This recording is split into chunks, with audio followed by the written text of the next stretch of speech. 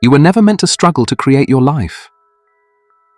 Manifestation, that mysterious word, was never meant to feel like a burden.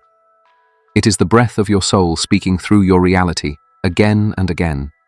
Not a trick, not a secret, but your natural state. Yet, somewhere along the way, we forgot. We began to chase, to fight, to beg reality to change instead of allowing it to unfold from our center. We overcomplicated what was once simple, like a child learning to walk, stumbling, falling, but never doubting that walking is natural. We too are meant to trust that creating our life flows from who we truly are. You've been told manifestation requires rituals, vision boards, a specific moon cycle, and while none of that is wrong, none of it is required. Because what really shapes your life isn't the external effort, but the frequency within. Take a moment now, breathe in, let go of the idea that manifestation is something far from you. It's not a goal, it's not a future, it's not something you achieve when you finally get it right. It's the way you walk, the way you feel, the silent song behind your thoughts. You don't manifest with effort, you manifest with alignment. And in this journey, you'll remember how, not through pressure, but through simplicity, not through trying, but through allowing. The field is already moving. The question is, are you dancing with it or resisting its rhythm? Let's begin. There is something around you, right now, that your eyes cannot see, yet your entire life depends on it. It is not magic. It is not fiction. It is the quantum field, a sea of potential vibrating with the raw ingredients of your reality. Thoughts, emotions, memories, and intentions, all dancing as waves before they become form. Imagine Wi-Fi. You do not see it, yet you trust it. You walk into a cafe. Your phone connects. You don't question the connection. You simply know it's there. The quantum field is the same. Always present, always available, always responding. The difference? Your thoughts are the password. You may not realize it, but every moment you are emitting a frequency, not just through your words, but through your mood, your breath, your expectation. And the field listens. It doesn't judge. It doesn't filter. It reflects. When you carry worry, it reflects worry. When you walk in trust, it responds with trust. This is not spiritual fluff. It is backed by the deepest insights of quantum physics. As Deepak Chopra once noted, your body is not separate from the universe. It is a process in dialogue with it. Your cells listen to your thoughts. Your emotions ripple into the field. And so the field becomes your silent mirror. Think about it. Have you ever noticed how a day goes differently depending on your mood when you wake up? You spill coffee, miss the bus, and suddenly the world feels hostile. But was it the world or your broadcast? Now pause. Imagine the field as a great canvas, invisible but responsive. You hold the brush, your beliefs, your assumptions, your presence. You are not at the mercy of circumstance. You are the architect of resonance. And the most extraordinary part, you don't have to do anything, just align. It's like a piano. When you tune your strings, the song naturally plays in harmony. Still, most people walk through life unaware. They pray for change, but carry the same frequency of fear. They ask for love while vibrating in lack. They plead for abundance while expecting disappointment. And the field? It gives them not what you want, but what you are. What if today you started acting as if the field is real, as if your every thought sends a ripple into an intelligent ocean? What if, instead of controlling outcomes, you began tuning your presence? Feel that. You are surrounded, right now, by an intelligence that does not sleep. It listens to your inner world and responds with reflections. It is not punishing or rewarding, it is reflecting. The real question is, if this field is always present, why do we keep living as if we are disconnected? What if creating a new reality didn't require hustle, complexity, or spiritual gymnastics? What if it began with something so ordinary, so subtle, that you've overlooked it 1,000 times? Intention. Not a wish, not a desperate plea to the sky, but a clear, grounded signal sent into the quantum field saying, "This is where I choose to go." Intention is the quiet power beneath every creation. Think of it like setting a GPS. You don't need to know every turn, every detour or obstacle on the way. You simply set the destination. You trust the system to guide you, not because you control it, but because you've clarified the direction. And yet, how often do we set an intention and then doubt it the very next breath? You say, "I want love," but carry the fear of being hurt. You ask for wealth, but constantly say, "I can't afford that." You wish for healing, but habitually identify with your illness. Here lies the misunderstanding. People assume intention must be forceful, dramatic, like pushing the universe into action. But real intention is not loud. It is steady. It is a quiet clarity, like planting a seed in fertile ground. You don't dig it up every day to check if it's growing. You water it, you trust it, and you align your daily state with the harvest that is already underway. Wayne Dyer once said, "Our intention creates our reality." But he didn't mean intention as struggle. He meant it as energy, a field you step into, not a thought you chase. Let's bring it closer to home. Imagine you want to improve your health. You could declare it once, with presence, and then spend each day walking like someone who honors their body. You choose food gently. You breathe deeply. You don't obsess over change. You live as if you're already the one you intend to become. Or imagine calling in a loving relationship. It starts by becoming the kind of presence that invites that love in. Not chasing, not pleading, but emanating connection. You carry the intention with grace, like perfume on the skin. Intention isn't about intensity. It's about alignment. But here's the catch. What happens when intention collides with doubt? This is where many lose their power. They set the destination but keep staring in the rearview mirror.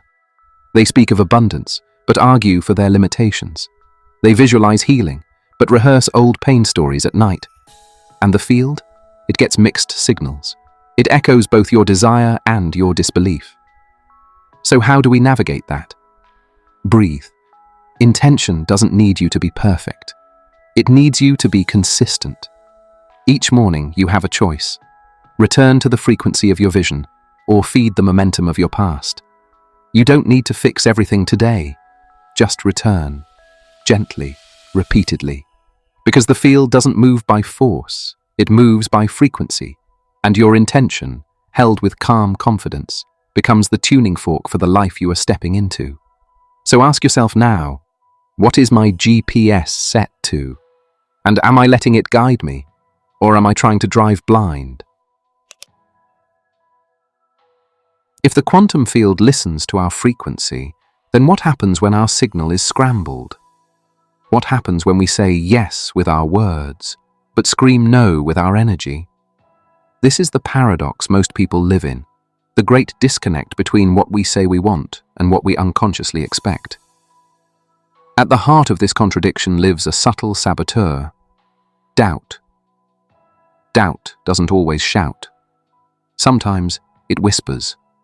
It hides in the background of your thoughts, dressed as logic, reason, and caution. It pretends to protect you, but it actually blocks the flow of trust.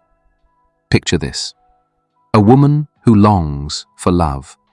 She lights candles, writes affirmations, even visualizes a future partner. But in the quiet hours of the night, her mind replays every heartbreak. She rehearses rejection before love even arrives. And the field? It listens to that frequency. It reflects that rehearsal. Not the words, not the vision board, but the emotional script underneath. This is not failure. This is conditioning. You were taught to prepare for disappointment, to avoid getting your hopes up, to be realistic. But realism, when filtered through past wounds, becomes a cage. So we overthink. We analyze, plan, worry, doubt, all in an effort to stay safe. But here's the truth. The mind is a wonderful servant and a terrible master. Overthinking is not intelligence, it's resistance. It's fear in disguise. It paralyzes intuition, dulls inspiration, and turns clear desire into static noise. Neville Goddard once wrote that imagination is the gateway to reality. He didn't mean imagination as fantasy, he meant it as creation, as the substance from which your world takes shape. But what happens when imagination is hijacked by fear? You begin to imagine worst-case scenarios. You visualize lack, you affirm your limitations, and you call it being prepared. But preparation without belief becomes protection, and protection becomes isolation from your own power. Let's bring it into daily life. You want financial freedom, yet each time you check your bank account, your stomach tightens. You feel scarcity before opportunity even knocks. And so the frequency of lack overshadows the intention of abundance. You see, the field doesn't respond to your dreams. It responds to your dominant emotional tone. So here's a gentle shift. The next time you catch yourself spiraling in what ifs, pause, place your hand on your chest, breathe deeply, and ask, is this fear or is this truth? 9 times out of 10, it's just a frightened echo of the past.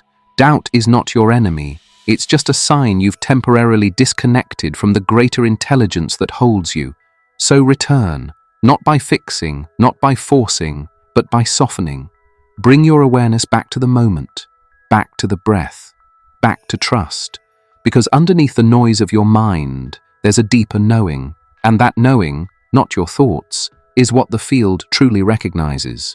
So if doubt is just noise, how do you tune back into the frequency of trust? That is the next step. There's a shift that happens, not in the future, but in the now, that changes everything. It's the moment you stop waiting to become and start being. This is the sacred pivot from wishing to embodying, from hoping to aligning, from dreaming to living as if it already is. Here's the secret. The fastest way to receive the reality you desire is to emotionally step into it now. Not someday, not later, but here, in this breath. You don't manifest what you chase. You manifest what you are. Imagine an actor preparing for a role. They don't just learn the lines, they become the character. They study the voice, the movements, the thoughts, until for a moment they live the part. Not with effort, but with surrender. And in that surrender, something remarkable happens. The audience believes it. They feel the resonance of truth. You are no different. You are the actor, the director, the audience, and the script. But most people wait for proof before they commit to the part. I'll feel confident when I get the job. I'll feel lovable when I'm in a relationship. I'll feel wealthy when my bank account shows it. But the quantum field works in reverse. It says, feel it now, and I'll mirror it back to you. Joe Dispenza teaches that when you live from the end, you collapse time. You draw the future into the present. Why? Because emotionally, there is no future. There is only now. And if you can feel it now, you broadcast the frequency of already having it. Let's ground this with something simple. You want more joy in your life. So you start smiling at your reflection in the morning, even if nothing's happened yet. You walk with rhythm. You cook your meals with presence. You take 5 minutes just to listen to your breath. That small shift, in attitude, in posture, in attention, begins to rewire the way the field responds to you. Or maybe you desire better health. You don't wait to feel good. You move your body with gratitude now. You speak to your cells like they're already healing. You walk like someone who trusts life again. It's not pretending. It's rehearsing your future into the present. It's the rehearsal that makes it real. So the question isn't, how do I get there? The real question is, can I become the person who already is there today? Here's something simple you can do. Close your eyes. Picture your ideal life, not in words, but in sensation. Feel the breath you'd breathe if it had already happened. Sit with that frequency for just 60 seconds. You've just told the field, I'm ready now. But beware, the mind will resist. It will say, but it's not true. You're faking it. No, you're not faking it. You're creating it. And creating requires you to tune into the frequency before the evidence arrives. So take the role, wear it fully, speak it into your cells. Let your body learn the script before life gives you the stage, because once you embody it, life has no choice but to follow.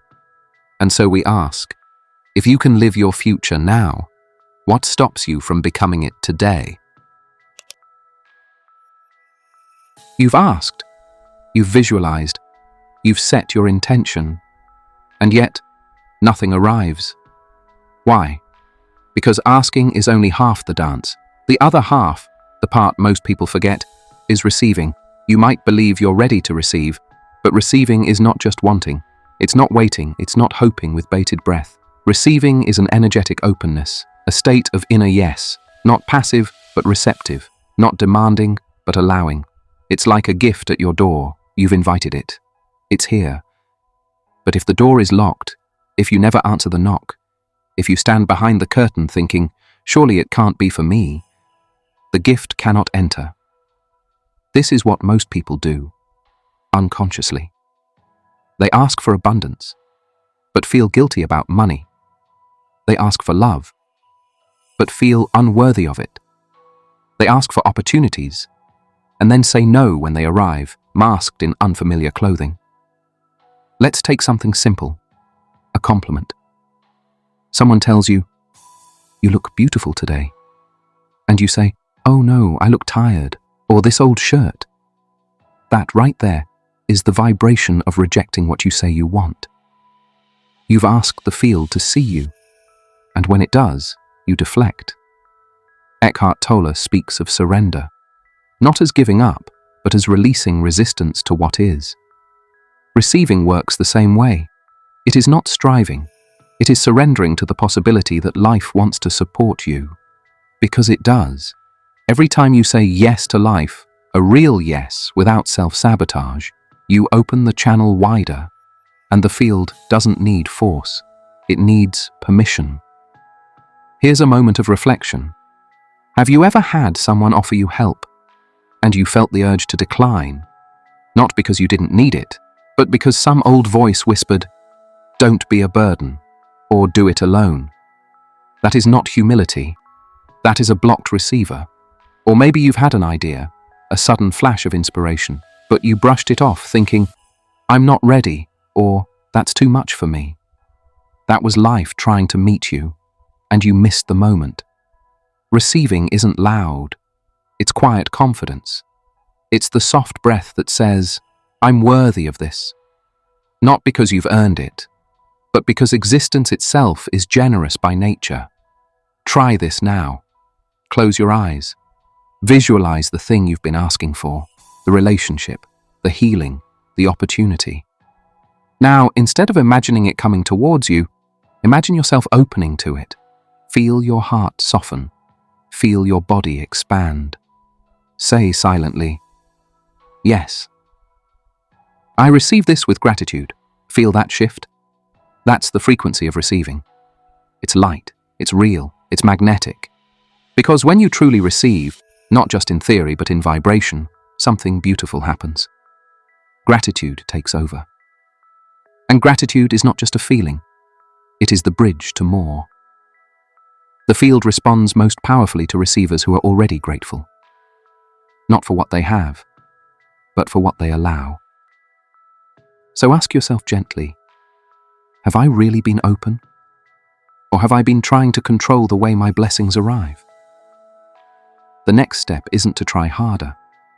It's to open wider. You are manifesting, always, not sometimes. Not only when you meditate or visualize or script in a journal, always. Manifestation is not a moment. It's a movement, not a destination, but a daily state of being. It's like breathing. You don't try to breathe. You are breathing, even when you're not thinking about it. And in the same way, You are constantly emitting frequencies, planting intentions, broadcasting your inner weather into the field. But what changes everything is when you begin to do it consciously, not perfectly, not rigidly, just consciously, with gentle awareness, moment by moment. This is where the power truly settles, not in grand rituals, but in the quiet rituals of the everyday. Waking up and choosing to stretch instead of scroll. Pouring your morning tea with presence. Saying thank you. Not to a specific outcome, but to life itself.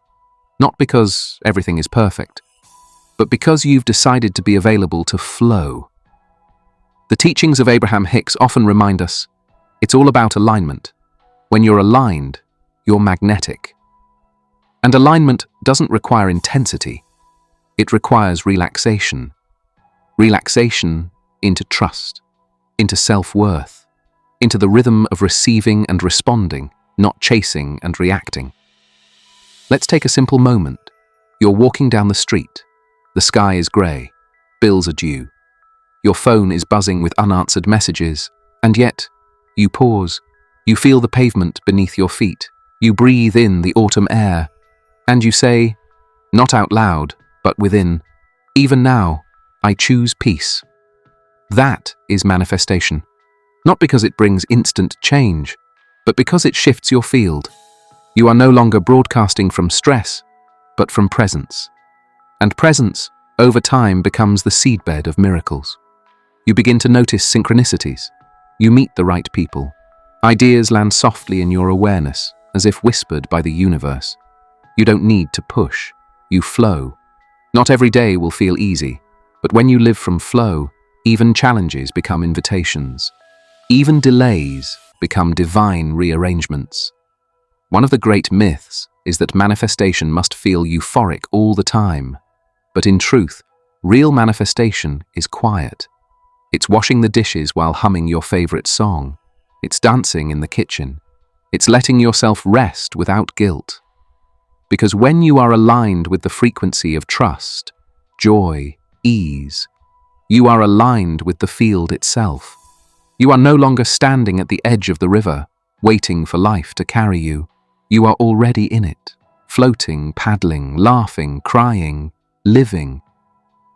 So, ask yourself, what would life look like if I stopped trying to manifest and started being a manifester? What would shift if I stopped asking and started assuming it's already on the way? Because it is. The moment you return to yourself, your breath, your joy, your enoughness, the field responds. Not later, not tomorrow, now. You don't need to perform, you need to be. And so we close this circle with one final reflection. If life is a river, why keep standing on the shore, waiting, when all it's ever wanted is for you to step in? So here you are. Not at the end, but at the beginning of remembering. Manifestation was never meant to be complex. It was never meant to be a riddle, a performance, or a test of your worth. It is as natural as sunlight touching your skin, as intuitive as a child reaching for what feels good, as simple as choosing love over fear, one breath at a time. You've seen now. The field is not far away. It is here. It is now. And it responds not to your struggle, but to your resonance. You don't need to beg for change. You don't need to force alignment. You simply return again and again to the frequency of who you already are. Let this be your practice. Live gently. Speak kindly. Imagine richly. Receive fully. Your life is not waiting to be earned. It is waiting to be embraced. So take this moment, yes, this very one, and feel the power of it. Not later, not someday, now. And if this journey stirred something within you, a remembering, a release, a realignment, I invite you to share it. What resonated most deeply? What are you now ready to receive? Leave a comment below, not just for me, but for the version of you who finally chose to believe. Because manifestation isn't about learning more, it's about becoming less afraid of how powerful you already are. So step forward. The field is listening, and it already knows your name.